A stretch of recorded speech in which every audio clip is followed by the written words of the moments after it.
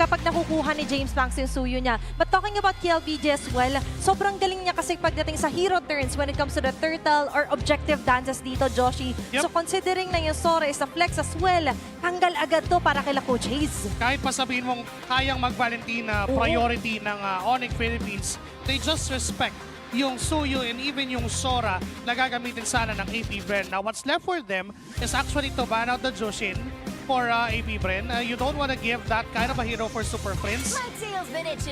Pero instead, they went to open that up. And mukhang pwedeng kunin ng ONIC Philippines agad. I think there are some options dito para sa ONIC Philippines kasi number one, there's still a lot of utility heroes available. So kung sakaling gusto nila magpunta sa ruta na yon, pwede or posible. But the Valentina is not gonna be a surprise, or I was surprised because Zushin is eventually picked up here ng kanilang kupunan. A possible gold laner or maybe even a jungler ang posibleng sagot dito ng APBR. Dito natin nakikita kung sakali yung Harley na magra-rise up again kasi from the previous match ng APBR, ginamit nila to against TLPH. Yep. Ang kaso nga lang for that Harley, hindi ganun ka daling patayin ang isang Jushin. So, doon pa lang sa point na yon, ligtas na agad yung mid lane o wala na agad threat doon kay Super Prince. Lalo-lalo na nag-excel ang ONIC Philippines ngayon to slow and steady compositions with the scaling heroes na meron sila. Obsidian and Moscow could be present, but there comes that Harley and that Glue at pwede namang sagutin ng ONIC Philippines dito onto getting their own jungle kasi kung hindi, pagtatanggal na ang APBR sa kanilang Red 4, Red 5 ban. Alam mo, na-mention mo yung medyo magiging mahirap para sa Harley na mag-dish out ang damage or ma-completely burst down itong Zushin. But I think they're willing to take that risk. That is because meron pang Glue that is again going to be flexible na mapunta sa XP or sa roam. Majority of the teams right now have been using it in the roam position. Pero ang tanong ay kung ano magiging sagot dito ng ONIC Philippines. Because again, that is a Harley na gusto mo sanang maiwasan yung snowball niya during the early game. Will that be their answer or will they revert to something else? Kung sakali, pwede yata yung mag-Guinevere pa rin dito. And it fits best para kay King Kong din kung sakali. Although may mga roamers pa like Khalid or Hilda na pwedeng gamitin. Oh, yeah. Against that Harley. Pick off. There goes that Cho. And I guess this Cho would be the roamer na for ONIC Philippines. So nandun yung threat ng pick off. Kaso nga lang hindi ganun kataas yung value ng Jushin plus the Cho. So kukuha sila ng isang marksman or ng isang gold lane na kayang sumabay sa trip ng isang Cho ni Brusco. Plus getting this back siya for that objective guarantee na hindi na magugulo ng isang Glue kasi mas valuable na sa roam ang isang Glue. There goes that Eve para din mahirapan doon, para mahirapan yung box na gustong gawin ng ONIC Philippines. Andun agad yung Eve. Ako kino-consider ko sana high loss eh. That's a perfect combo. A Jushin and a high loss. Pero it might be too early kung ikaw ang ONIC PH. Meanwhile for the Eve as well, sabi mo nga, kung magke-create sila ng away sa labas, might as well, papasukin natin sila sa loob ng box mismo dito ni Aqua. Yeah, because I feel like meron namang paraan ang APBR to get the misposition happen sa tulong ng ultimate na manggagaling dito sa Glue. So again, very evident na yung dalawang magic damage dealers dito ng APBR. We're still looking for a Shizu hero para sa kanilang kupunan, but the Arlot is gonna be taken out. Meanwhile, para naman sa ONIC Philippines, I feel like they are tanky enough, mobile enough, so posible na mauna sila in terms of the engages dun sa mga rotations. Yan ang kanila magiging kalamangan, but they cannot fight 5v5 just yet. I think like that's gonna be a major issue kasi yung pick-offs na manggagaling sa Cho, yan ang kanila magiging alas dito. Tama ka naman eh, pero kailangan mo lang mag-get out ang mga posible na roam hero para sa APBR. Very nice see on the Khalid. Nabanggit mo to kanina, Joshi Cakes. Well, they still don't believe that the Glue would go to the hands of Nova sa roam. And iniisip pa nila na pwedeng kay KLVJ pa mapunta. So that would really narrow doon sa choices o doon sa mga pwedeng flex pa na gawin ng APBR. But instead, they could ban out heroes from Savero, Moscow, Obsidia, although all of those marksmen available for Savero, hindi na problema yan ng APBR dahil sa threat ng isang Harley. So may it be Moscow, Obsidia, Harif, siguro Lunox na lang yung isa sa magiging threat na magandang tanggalin. Kaso hindi na, masyado nang malalim para hukayin pa ng APBR. So that would explain the Moscow ban coming from Coach G. Now for ONIC, they could again ban heroes from the roam. May Hilda pa na pwedeng tanggalin. baka mahirapan lang din yung marksman o even yung backline ng ONIC Philippines. Ang kaso nga lang, na-address naman na ng backsha pick ng ONIC Philippines yun. So hindi na ganun kadaling guluhin yung jungle. So might as well remove flash-centric na roamer kung gusto pa nila or XP lane hero. From the looks of it, yeah, mukhang XP lane nga talaga ang tinutukan dito ng APBR. And in fact, ayun na mismo, yung CC is gonna be the last ban of game number 1 mula dito sa ONIC Philippines, trying to get rid of a possible KLVJ hero or even a Shizu hero because of that flexibility nga na meron itong CC. But for APBR, the challenge is trying to find a way para ma-burst down yung Zushin and even the Baksha. Kasi sure, meron ka na ng Harley, there is the Claude. That I would think is a really great answer towards the durability na meron itong Baksha. Kailangan niya lang talaga maiwasan yung Jit Kundo. Tsaka ito yung pinaka-mobile hero out there na perfect fit para kay Shizu and one of his comforts actually MDL days pa lang. And considering nga, nasabi natin kailangan nila firepower kasi we're mainly focused on the magic power here. Magic attacks here for the Eve and the Harley for James Pangs. So might as well pick up a Claude dahil open din tong option para sa ONIC PH. You know what? Inunahan na nila yung Claude over that carry dahil din sa problema ng Jushin. So kung carry yung pinili ng APBR, it would be hard for Zizu para mag-maneuver doon sa mapa. But then, ito yung hero na ni Savero ever since the YSS gold lane para sa ONIC Philippines. Lamang to sa Claude at some point. And there goes that Yuzong para doon sa ease of access nila sa backline. Kahit pa sabihin natin CC immune yung Eve doon sa kanyang real manipulation, it's still napipigilan pa din naman yung pagpiano tiles niya doon sa, sa loob ng RWM. Kasi sa dulo ng skill ng Harley, di ba? Babalik at babalik pa rin naman siya eh. I think that's the gamble that ONIC Philippines is willing to take, lalo na yung real world manipulation. So again, Yuzong against the glue, it might, or should I say, not even, kasi nakadepende pa yan. Tama. Dito sa magiging last hero ng APBR. So, nakalatag na lahat ng mga posibilidad dito para sa kupunan ng APBR to pick. They might get the Yuzong denied from them. Yan ang naging resulta nun. But for them, it's going to be the lapu-lapu. It's full-on dive para sa APBR while they're just waiting para dito kay Shizu na makapag-scale. Isa sa magiging worry natin dito for APBR is that mahihirapan din silang counterin masyado yung pick-off mula ng isang Cho unless sobrang ganda ng position ng isang Gloomy Nova. Pero hindi naman sila mahihirapan. I'm talking about the super fans sa chance para manalo ng 1,000 MLBB Diamonds because you can predict the match winner correctly. Ang kailangan nyo lang gawin ay scan ang QR code para marami pa kayong malaman na iba. Joshi, you were building up your point rate just a while ago. Please continue. And isa pa sa mga naging sagot ng APBR doon sa Tropic would be marksman na kayang magdala ng Purify and that would be the Claude. So yung Harley na lang, isa sa magandang option ni Brusco para ma-pick off dito. Ang kaso nga lang, napakailap, napakahirap hanapin. Pero binanggit nga dito ni Hans na after all that has been said, babalik pa rin siya sa sombrero niya. Abang, serye para kay Brusco. I think it depends dun sa magiging galaw dito nitong si King Kong or should I say ni James Pangs. Either way, itong dalawang junglers ang binida natin mula sa simula. How will they be able to dish out the damage na kinakailangan ng parehas na kupunan para makuha or para maibalik ang kanilang team on to the winning column. The start is off dito mismo sa kalagitnaan and Aqua immediately using the flicker. I think that's bound to happen lalo na pag meron kang Zushin. Yep. Ito yung kayang gawin ng isang Jushin right from the start. Yung threat na mabuhat ka kaagad plus the damage na meron ng isang Cho with that concussive blast. So threat agad na mamatay. And again, another flicker burned from APBR. Ito yung dahilan bakit binaban yung Jushin palagi. Kaya naman ngayon for APBR, might as well survive na muna given na Jushin and Cho yung katapat mo onto the early bid. It's quite a surprise din na wala pala tayong nakitang Valentina. Picked nor banned. This was just all of them, pero Super Prince. James Pangs going in, pero wala pa naman mga ultimates. That the magic is not there yet. So for ONIC, it's all about the risky moves here. King Kong, sasalubong. Di Wala na yung sombrero. si James Pangs. Pero bumalik. Makakaligtas, pero hindi. Inabangan pa rin siya ni Brusco. And that is gonna be the first blood na mapupunta kay Brusco. Sayang yung kanilang gold. But again, a kill is a kill. A delay is a delay. Sobrang crucial ng positioning na yon na meron si James Pangs.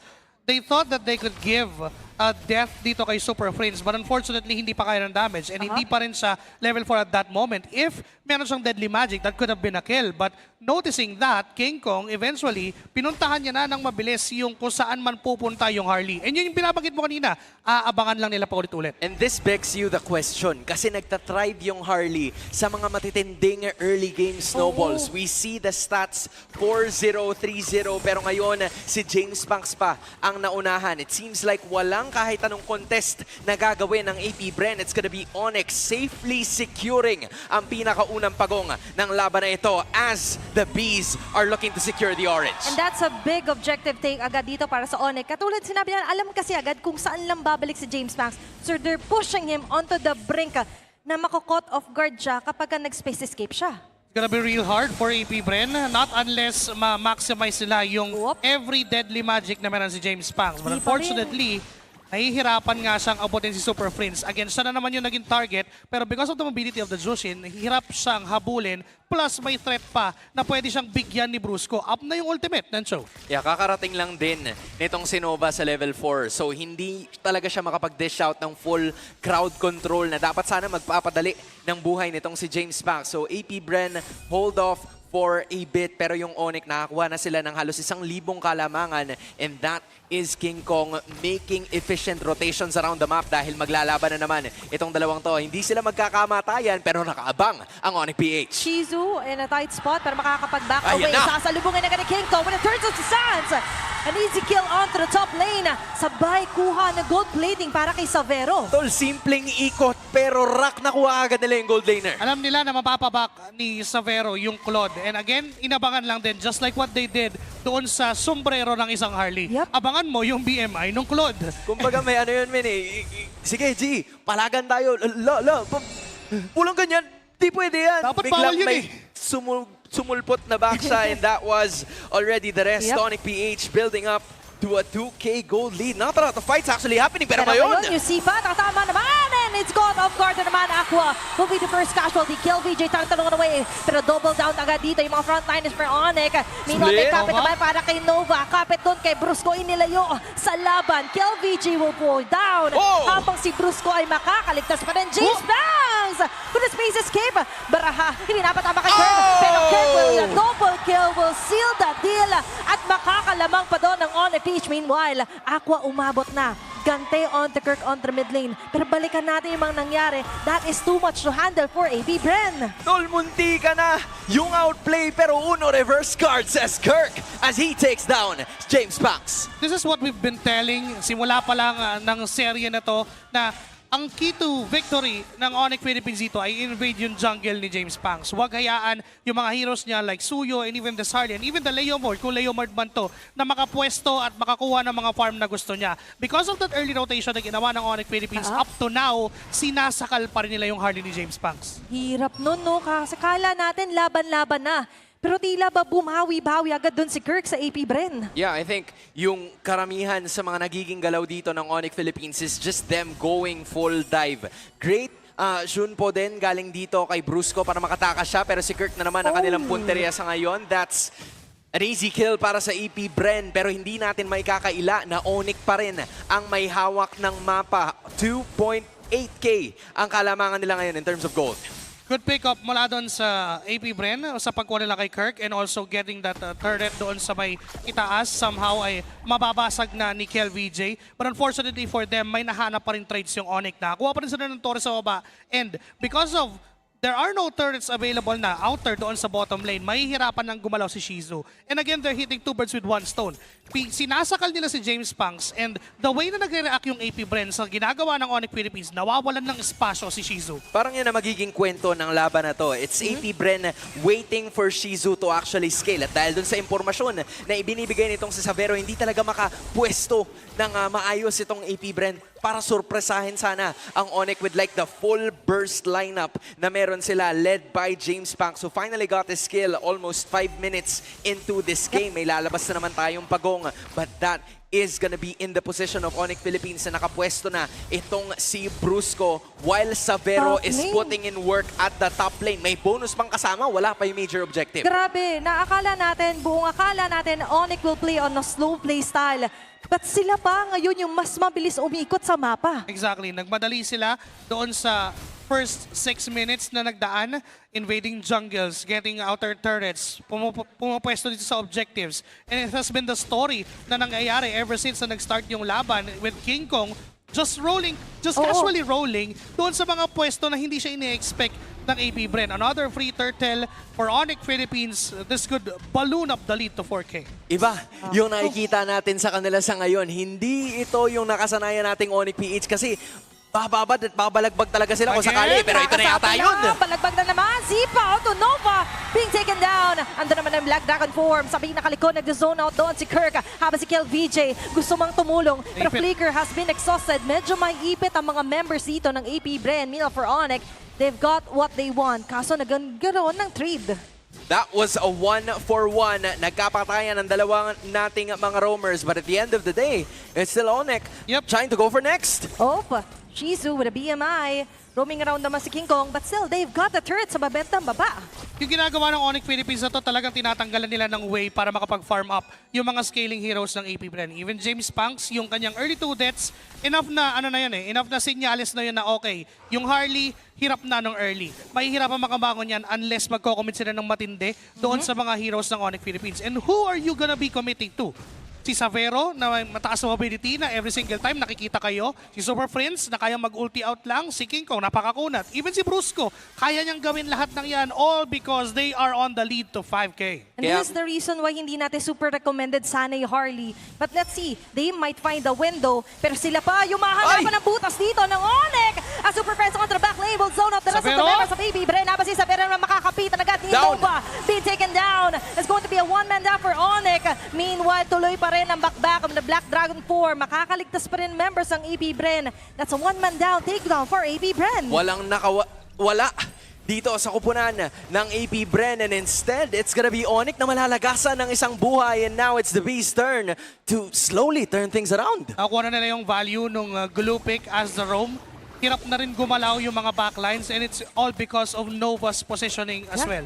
Kung makikita din natin for APBR, isa si Nova sa mga pinakamagtataguyod ng mid-game nila. If mahanap niya yung perfect target niya, that would be Friends or even itong si Savero, ang laki nang mawawala sa damage output ng ONIC Philippines. And kung may iwan naman si Kirk dun sa backline, punishable naman, knowing na merong lapo-lapo din on their side. So, for this Lord take, kailangan lang gawin ng ONIC Philippines dito ay i-turn hanggang sa mapilitan at mapuwersa ang APBR. Ang galing na sa 4.8K ang kalamangan ng ONIC Philippines na pababa ng APBR yan to just 2.5. Meanwhile, a lot of lanes are being shoved sa ngayon nitong ONIC PH at tila hindi nila binibitawan itong unang Lord ng laban na ito as it is down to 50% of its health. At sabi nga natin kay Nova nakasalalay ang gulo, ang mahanap na gulo ng APBR.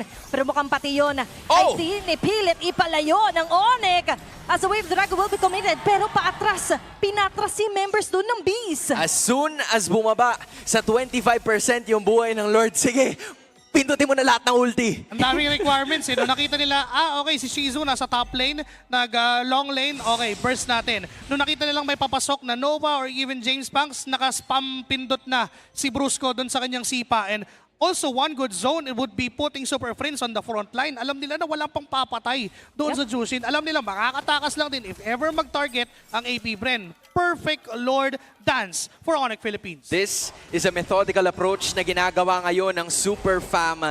King Kong and Super Friends tends to share the damage na ibinibigay nila doon sa Purple as the Lord is already marching down sa may bandang ibaba. Shizu, one at the front line. The Beast, sinusubukang gawin ang kanilang best para kahit paano ay madepensahan itong pinakaunang Lord. The energy shields are still gonna be available pero hindi yan papansinin ng ONIC. Ito pa lang sila sa ngayon. Dito talaga magaling ang ONIC. Trying to find map maneuvers laban sa mga Bees. Outer and inner turrets ay mapapabagsak na nila. Even the protection here sa pinaka-base turrets ng APBR ay mapapop na rin nila agad. Hirap ng nagiging buhay ni James Punks kasi if he wants to commit to a certain target, lahat ng target niya kayang mag-dash out ng mabilis. And if ipipilit niya na habulin ang habulin, siya pa yung bibigyan ng ONIC Philippines. masyado siya maraming threats na kailangan nalalahanin eh. Kailangan niyang isipin yung gulong ni King Kong. Kailangan niya isipin yung sipa nitong si Brusco. At Ito pa. bago pa sila sumubok gumalaw, nandito na si Xavero to dish out the information gamit yung Mountain Shocker. So again, the fortunate thing para sa kanila ay nakakadipalag pa rin naman sila. But Super Prince, makakalahati lang ang kanyang buhay. But he is A-okay. For AP Bren, I think the idea here is to find someone to burst down at hintayin si Shizu na makapag-scale. And they have to force it, hindi lang basta hanap. Kasi nakakahanap sila, yes. May mga times na nakikita nila si Super Prince na nasa harap and even Xavero. But again, they can't finish off. Nakakapagsimula sila ng pick-off na gusto nila pero hindi natatapos. Why? Dahil isang dash lang, okay na. Buhay na yung ONIC Philippines. Yep. They have to force it and they have to burn a lot of their resources just to get that. And they have to pick their fights. Kailangan din nilang mahanap yung pwesto kung saan komportable itong si Shizu at walang threat sa kanya. Kasi pag dumating na rin itong si Kirk, Petrify, tanggal yung Blazing Duet kapag wala siyang Purify.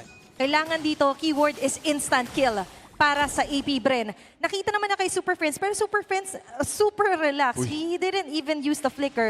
Pero ngayon, ito yung hindi relax. May nakaabang, pero nice instinct there para sa AP Bren. Nakaramdam na merong kakaiba.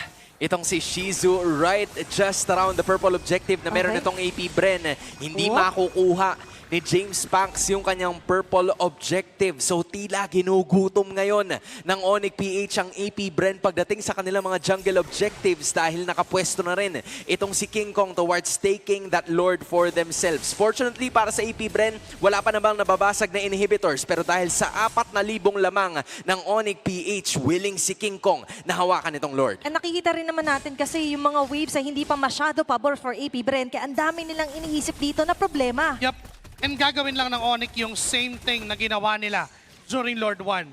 Sasayawan ng paunti-unti, hahawak-hawakan ni Xavero, may ulti naman siya to check kung nasaan ng AP Bren. The moment Shizu shows himself down bottom lane, it's a perfect time for ONIC Philippines to burst down the Lord. Huling sipat nitong si Nova, 60%. Pero mukhang iba-burst down na talaga ng biglaan. CCTV ni Xavero is enough to push AP Bren away para makuha ang isa pang Lord ng laban na to. Oh my goodness! You were the one na nakita sa CCTV ni Xavero at sobrang laking bagay niyan for ONIC Philippines. As much as AP Bren wants to fight for that Lord, they just can't.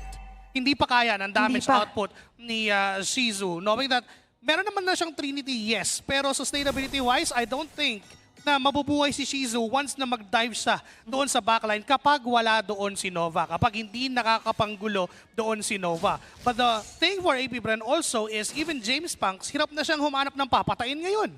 That is gonna be the question. Nahahanapan nila ng sagot ngayon o mahahanapan pa ba ng AP Bren dahil kakatok na ang ONIC PH na merong anlos 6,000 kalamangan in this fight. Ang goal ay patumbahin yung kanilang mga inhibitors pero tila ba yung isa ay bumagsak na si Super Prince. Kumalaw na rin. Okay, nangunguna na agad dito. Sa may batata si James Panks, even connecting the Deadly Magic onto Kirk pero hindi sapat. That's not an instant kill yet. At ngayon naman magiging showtime para sa ONIC as Brusco goes in with a Way of the Dragon. Nova agad na matutumba. Lasakop sila agad dito sa parasukata na real world revelation ni Aqua pero wala mamamatay sa side ng ONIC Philippines. Instead, sila pa yung makakakuha ng dalawa. Super Friends with a double kill. Sobrang tagal ng katahimikan na nakita natin mula sa ONIC PH but as soon as they fought, nakapagbabagsak sila ng dalawa na may kasama pang inhibitor. At ngayon, nag-aabang ulit. There's going to be a concealed play. May James pang sa likod. Xavero taking him down in an instant. At ano naman yan, si Shizu with a blazing duet. Pero wala masyadong abot ng mga bala niya. Pero abot naman yung mga balasa ng baraha ni James Banks. 2-man down in an instant para sa ONIC PH. Tol, iniba na lang ni James Panks yung approach. Nasanay sila na nanggagaling ako sa harap. What if likuran ko naman sila ngayon? Yun yung pang 337,164th move. Oh, wow. Sa page yan, sa page. Oo, sa page. Okay. Sa libro niya. Nakita niya na, teka, walang nag-check, hindi nag-ulti si Xavero, di bigyan, nakita niya sa likod mag-isa ngayon. Ang AP Bren is trying to get what they can against ONIC.